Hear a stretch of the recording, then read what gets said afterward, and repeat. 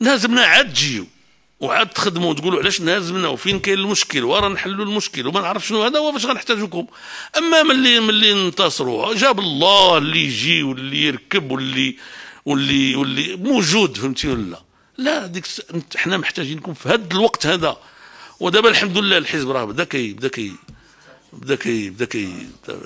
لا الحمد لله هو تعافى. دابا الا كان التعافي هو المكانه السياسيه، الحزب راه هو الاول اليوم في المغرب اذا غتقارنونا مع الاحزاب. واش كتشكوا في هذا الشيء ولا؟ هذاك الشيء دابا كاين، فهمتي ولا؟ فهمتي.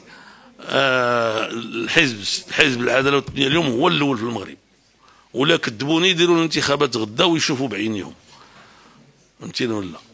ولكن انا كنتكلم معكم يعني على مسؤوليه ماشي على مكاسب. والمكاسب مزيانه، جو نو سوي با كونتر، ولكن اللي جا فيكم باش يكون وزير ما يكونش وزير باش ياخذ الامتيازات ديال الوزير واللي ياخذها بصحته وراحته، ولكن خاصو يجي وزير باش يخدم البلاد، حيت عنده فكره، حيت عنده منهج، حيت عنده بصمه غادي يخليها، فهمتيني ولا؟